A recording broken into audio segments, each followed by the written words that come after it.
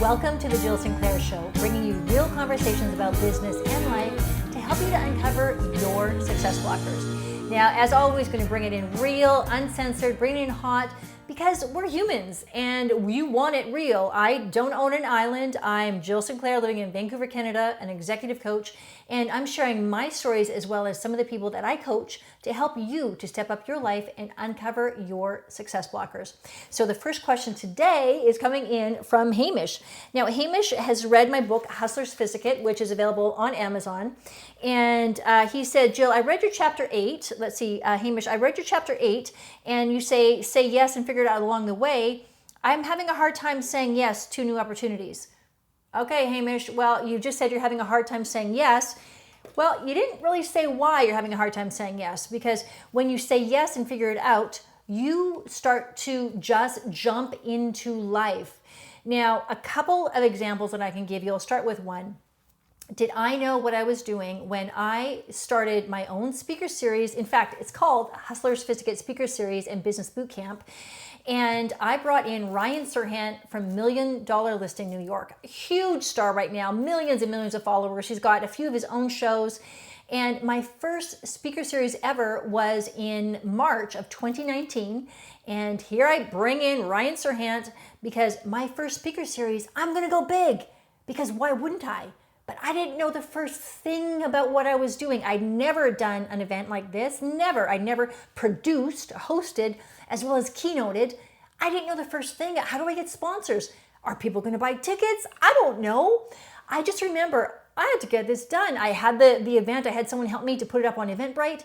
I just realized, oh my God, now I put this out to the universe. How do I make this happen?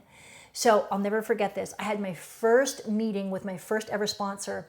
And I'm so excited, Jill Sinclair, she gets excited. I was so excited about this Hustler Sophisticate movement, about how we're going to change people's lives and help them to step into their possibility. And I was sharing this with this first guy, this first potential sponsor, and he signed on the spot. He signed in the first meeting because, of course, I brought in the contract, I brought in my square to take the payment. Everything happened the first meeting. Right then I knew I was made for this. But Hamish, did I know going in that I could do this all? Not really. Like, if you looked at the facts, okay, Jill, how do you do an event? What are the steps to it? Like, is it different in Vancouver than it would be down in Florida? Like, what do you do? Like, who's going to be a sponsor? Who's going to come on board? And here's what I found out when I Googled some things online. What people tell you on the Google machine is that if you have your own event, like a large scale event like this, you're going to lose money the first 3 years, probably. At least the first 2 years, you're going to lose money on this. Like, okay, well, why would you lose money? Like, in my mind, as a business coach, I just didn't understand. Why would you get into a venture, whatever it is, any kind of business, why would you enter into that in order to lose money for 2 years? It made no sense to me. So I just went, okay, well, I don't believe that for me. I just know I've said yes to doing this, and I need to figure my shit out. So I need to get more sponsors on board because I had to make sure, I paid Ryan. I paid for some of the things that we had there. I also got other sponsors on board that would give me the free alcohol, the free space, Bentley for 4 days, whatever it was.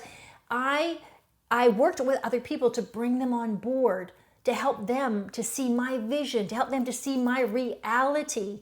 And they came on board gratefully. Actually, this suit is a product of one of those events itself. I had a suit sponsor. Well, I still have a suit sponsor, Senator Bespoke. They're amazing. Check them out. So with that, also Tyrod Barkley, by the way, amazing. He also does, I'm spokesperson for Tyrod Barkley, and he does lapel pins of all kinds. Check them out as well. So in regards to saying yes and figuring it out, what's happening with you sounds like is that you're stalling. You're stalling because you don't know what to do. Well, I just told you a story. I didn't know what the hell I was doing. I said yes, and I figured it out. So look at what's stopping you. If you don't know what to do, again, the Google machine can help tremendously if you're looking at the nuts and bolts of how to do something. You just need to make a plan. You just literally, Hamish, you need to make a plan and take a step towards that every single day. That's it. That's what progress is. That's what moving forward is. That's what achieving your goals is, to take a step forward every single day. So when you're looking at that, you look at, okay, so, if you're having a problem saying yes to, maybe it's a new venture, maybe it's getting into a new business. Let's use that as an example, because we have a lot of people in the comments that always say, Jill, I want to change careers, I want to change occupations, but I don't know how, and I'm a little afraid. Okay, you know what? You're human, I get that. What you need to do is look at, say you want to get into a different business altogether, change careers, change different paths. I was in health and fitness, and I was in my early 20s, so that was quite a while ago. And I was a fitness center manager, a fitness trainer, as well as a personal trainer. So I had basically 3 different jobs. I was working 16 hours a day and barely making a living. Meanwhile, I knew this woman who was in radio advertising sales, and she was crushing it, selling advertising spots on radio. I thought, I want what she's got. I want to make the money that she's making, and she barely even works. So I had to hatch a plan. I had to realize, Jill, you need a plan in order to get into this radio advertising, because you know fitness, but you don't know this. So I ended up finding out that there was this event, and it was a media event, and all of the media people are going to be there. And I'm going to crash it. Jill Sinclair, I'm just going to crash it. I'm going to find out who the sales manager is of Z95.3 here in Vancouver, and I'm going to have a conversation with him and see if he'll hire me. So I end up getting to this venue. I'm all dressed up in one of my suits, and I'm ready to crush it. And I get to this big venue, and there's hundreds and hundreds of people there, and I only knew a couple.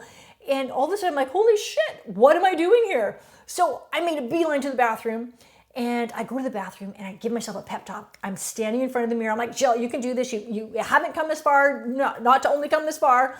Like, you can do this. And then I wiped off my sweating armpits, and then I bolted out the door to go to the nearest bar, because, of course, that's where all the people are. We're humans, after all. So I'm standing in line making, conversation with these people, and they say, Jill, we haven't seen you before. What station do you work with? And I say, I don't work with a station yet. However, I'd love to work with Z95.3. Do you know the sales manager? They say, oh yeah. And they're looking. Oh yeah, he's that guy over there in the blue suit. I step back. I'm like, you mean the guy with a porn stash and the shoulder pads? And they say, yeah, that's him. So before I lose my nerve, I book it over to meet this guy. I shove out my hand. Hi, I'm Jill Sinclair. What's it going to take for you to hire me? I want to work at your radio station. This guy was kind of blown away. He steps back himself a couple. He says, well, he corrects it, gets the phlegm out of his throat from being so surprised. And he's like, have you had sales experience? Nope. Have you had radio experience? He asks. I say, nope. Well, I'll tell you what. And he started to placate me. And I'll tell you what. Why don't you enroll at BCIT, one of our local colleges here, enroll in BCIT and take the sales and marketing program, okay? And after you've taken that, come back and we'll talk.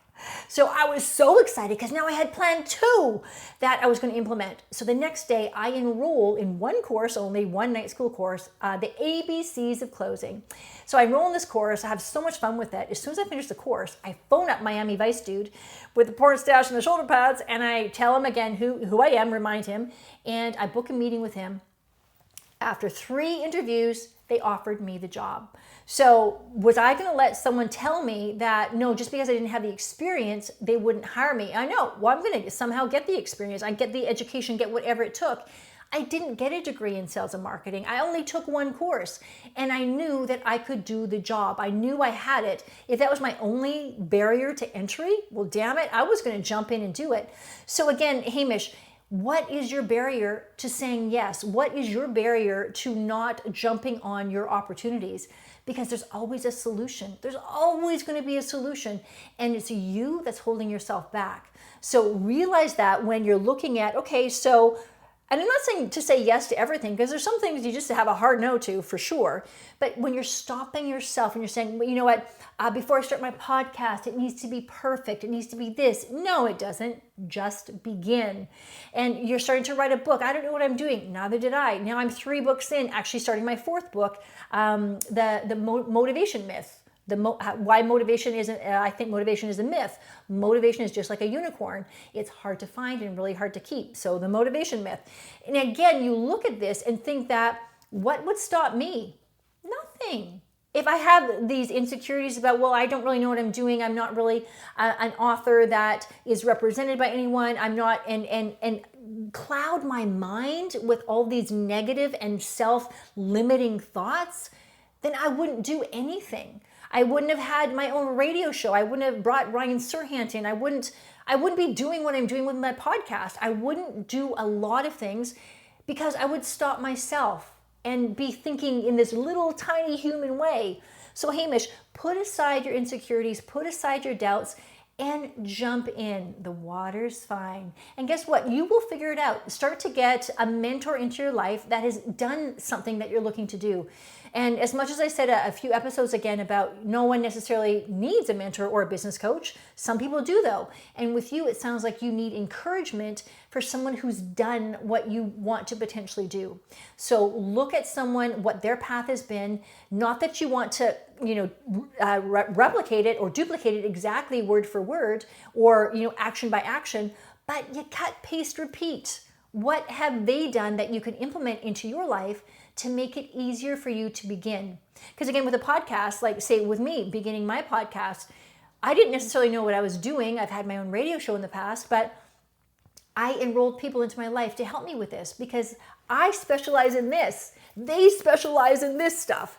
And so for me, we have a partnership that we work together to realize each other's goals and each other's dreams. So Hamish, find someone that you are going to alliance with and potentially mentor with or maybe go into business with, whatever it is that your goal is. But don't let your insecurities to stop you because confidence is simply the willingness to try. So again, saying yes, there's the confidence to that. I'm willing to try. And more importantly, I'm willing to fail. Now I use quotes around that word fail because it's never a failure. It's just a different result than you anticipated. So when you have a different result, is it a failure or is it a learning lesson? And some people may say, oh, Jill, whatever, that's just the way all the motivational people talk. I mean, no.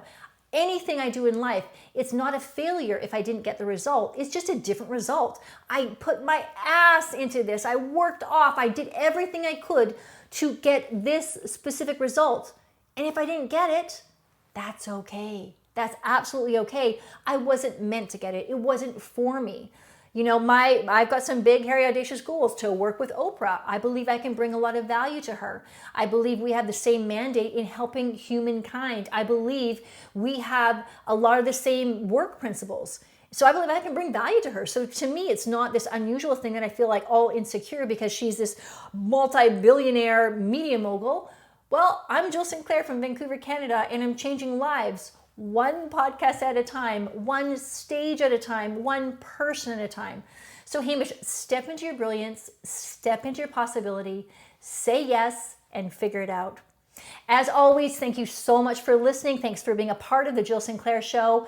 Any questions or any challenges that you have, whether you've read my book, Hustler Sophisticate, find it on Amazon or not, you've got some other questions that you want to bring to the surface, go to jillsinclair.com, hit me up there with your questions.